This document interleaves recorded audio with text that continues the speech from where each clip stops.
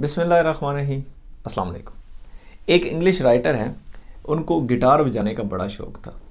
एक दफ़ा वो मार्केट गए और एक महंगा सा गिटार ले आए। घर आया, बजाया और अलमारी में लॉक करके रख दिया। उनका यही सोचना था कि हर रोज़ मैं ऑफ़िस ख़त्म करके घर आके इसको बजाया करूँगा। उनकी हॉबी थी। अगले दिन आए, ऑफ़िस ख़त्म किया, घर आए, अलमारी से निकाला, बजाया, फिर अलमारी में लॉक कर दिया। दूसरे दिन आए, दूसरे दिन बजाया, तीसरे दिन बजाया, चौथे दिन थके हुए थे, नहीं बजा सके। कौन अलमारी में से खोलेगा, अलमारी को खोलेगा, निकालेगा, बजाएगा, तो नहीं हो सका। चौथे दिन नहीं हो सका, पाँचवें दिन भी नहीं हुआ। फिर उनकी आदत टूट गई। दोबारा उन्होंने इसी तरह इरादा किया, 2 दिन किया, इस दफ़ा 4 दिन किया। 4 दिन के बाद फिर वही हाल, नहीं हो सका। एक दफ़ा एक दोस्त उसके घर आए और उन्होंने दोस्त को कहा कि यार ये माजरा है, मेरी हॉबी है, मैं बजाना भी चाहता हूँ लेकिन टाइम नहीं निकलता। तो उसके दोस्त ने उसको मशवरा दिया कि आप इस गिटार को कमरे में बिल्कुल सामने रख दें। उसने इसी तरह किया।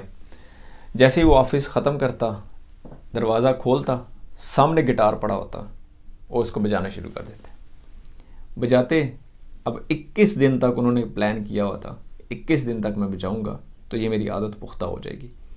और ऐसा ही हुआ। उन्होंने 21 दिन तक उसको बजाया और उनकी आदत बन गई और अभी भी वो कहते हैं कि मैं बजा रहा हूँ। इससे 2 चीज़ें समझ आती हैं। एक ये कि सिर्फ आपको अपनी हॉबी का पता लगना ज़रूरी नहीं है, इसके लिए आपको वक्त निकालना भी ज़रूरी है। अगर आपको समझ आती है कि आप में किसी चीज़ का टैलेंट है, उसको पहले तो ढूंढना ज़रूरी है, ढूंढने के बाद उसके लिए वक्त निकालना ही बहुत ज़रूरी है। दूसरा, आपने कोई भी आदत अपनानी हो, उसका क्यू जो है, उसका इशारा जो है, उसको सामने रखें। उसको कोई भी काम करना हो, उसको अपने इर्द गिर्द बिल्कुल करीब कर लें। अगर आप उसको दूर करेंगे तो वो काम आप कर नहीं पाएंगे। उस काम को करने में आपको ज़्यादा मेहनत लगेगी और ज़्यादा कोशिश करनी पड़ेगी। ये 2 चीज़ें। अब हम मिसाल लेते हैं कि अगर किसी इंसान ने कुरान पढ़ने की आदत डालनी हो, इसी मिसाल को सामने रख के ना, कुरान पढ़ने की आदत डालनी हो। ये बात याद रखें कि आदतों के लिए 4 चीज़ें मैंने कही थी: Q, craving, response, reward. Q मतलब इशारा, क्रेविंग तजस्सुस होता है, रिस्पॉन्स हम एक्शन लेते हैं और रिवॉर्ड जो होता है वो इनाम होता है। ये 4 चीज़ें ज़रूरी हैं। लेकिन इसमें प्रोमिनेंट जो है वो रिवॉर्ड होता है। जब तक आपको रिवॉर्ड नहीं पता होगा ना, आदत को अपनाना मुश्किल होता है। आदत को अपनाना बड़ा मुश्किल होता है। अगर आपको रिवॉर्ड ना पता हो, तो रिवॉर्ड का पता होना और रेगुलर बेसिस पे उसको जहन में रखना आदत को अपनाने के लिए ये बहुत ज़रूरी होता है। अब हम मिसाल लेते हैं कुरान पढ़ने की आदत। मैं आपको 5 रिवॉर्ड बताता हूँ कि ये बात याद रखें कि अल्लाह की मोहब्बत कुरान पढ़े बगैर बिल्कुल नहीं आ सकती। बिल्कुल पॉसिबल ही नहीं है कि अल्लाह की मोहब्बत आपको कुरान पढ़े बगैर आए।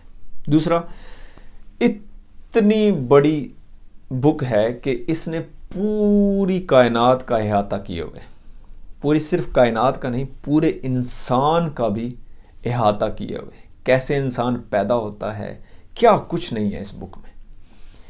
इतनी अजीम बुक अगर हम पढ़े बगैर मर जाएं, मतलब मेरे पास कुरान है, उसमें 900 पेजेस हैं। अगर हम डेली का 1 पेज भी पढ़ें तो तकरीबन 400 दिनों में कुरान ख़त्म हो जाता है। अरे 1 साल, सवा साल के अंदर आपका, 1 साल 1 माह के अंदर तकरीबन आपका कुरान ख़त्म हो जाता है। और इतनी अजीम किताब, एक ही किताब नाजिल की, और वो भी अगर हम पढ़े बगैर मर गए तो कितनी बड़ी शर्मिंदगी है। फिर कुरान पढ़ना सुन्नत रसूल है, सुन्नत सहाबा है, सुन्नत औलिया इकराम है। ठीक है, इतनी बड़ी सुन्नत आप फॉलो कर सकते हैं अगर आप सिर्फ 5 मिनट की इस आदत को अपना लें।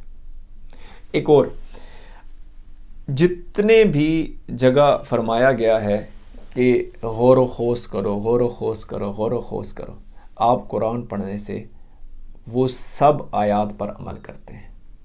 कि जितनी भी अहादीसों में इसका सवाब का ज़िक्र किया गया है, इनामात का ज़िक्र किया गया है, वो सब आपको हासिल होते हैं सिर्फ 5 मिनट की आदत से। फिर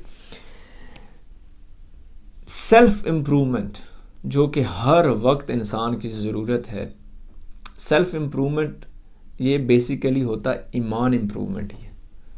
तो सेल्फ इम्प्रूवमेंट आपकी बहुत ज़्यादा बढ़ जाती है जब आपका ताल्लुक़ कुरान के साथ जुड़ जाता है। और ये ताल्लुक़ बनाने के लिए आपको सिर्फ 5 मिनट देने पड़ेंगे। अब देखें, अगर 5 मिनट की आप आदत को अपना लें तो कितना बड़ा फ़ायदा हो सकता है। तो उसको आदत को अपनाने के लिए अब करें क्या? ठीक है, इसके लिए क्यों ज़रूरी है? क्यों मतलब इशारा ज़रूरी है।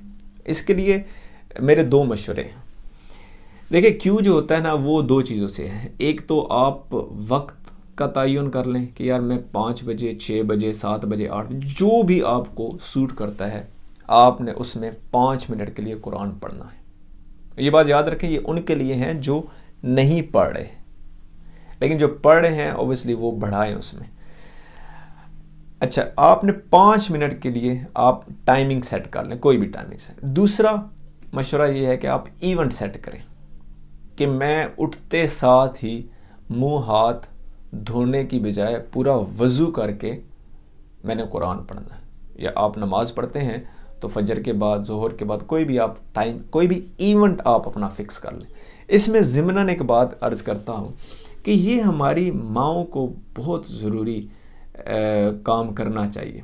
फैमिली की सारी ख़वातीन को, वो किसी भी शक्ल में हो, माँ हो, बहन हो, बेटी हो, बीवी हो, इसको उनको एक मेक श्योर करना चाहिए कि मैं अपने हस्बैंड को, बेटे को, भाई को तभी खाना दूंगी, तभी नाश्ता मिलेगा कि आप पहले 5 मिनट का सिर्फ कुरान पढ़ें, उसके बाद आपको नाश्ता दिया जाएगा। और या अपने ऊपर आप इसको लाजिम करें कि मैं नाश्ते से पहले ज़रूर 5 मिनट के लिए कुरान खोल के पढ़ूंगा। तो सिर्फ 5 मिनट के लिए आप इसको अपने ऊपर लाजिम करें। तो ये 2 चीज़ें हैं, आपको या आप टाइम सेट कर लें या आप इवेंट सेट कर लें, तो इससे आपकी ये एक आदत बन सकती है। बहुत सारी चीज़ों पर बात हो सकती है आदतों के सिलसिले में, लेकिन मैं अभी बेसिक्स को लेके चल रहा हूँ कि बेसिक हमारी जो नीड्स हैं उनकी आदतें पहले हमें अपनानी चाहिए, उस पर फोकस करना चाहिए। उसके बाद इंशाल्लाह काफ़ी चीज़ों की आदतें हैं जिन पे आने वाली वीडियोस में बात होगी।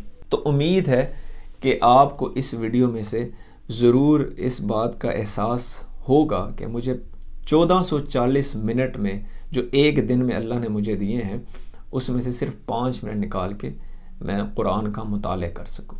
हमें एहसास कम हो गया है कुरान को साथ रखने का। 5 मिनट के लिए कुरान पढ़ना, यकीन करें, बहुत ही आसान काम है। तो आप इस वीडियो को अपने बच्चों के साथ, अपनी फैमिली मेम्बर्स के साथ ज़रूर शेयर करें, ताकि ये जो एक हम चीज़ भूल चुके हैं उसकी याद दहानी के लिए ये ज़रूरी है।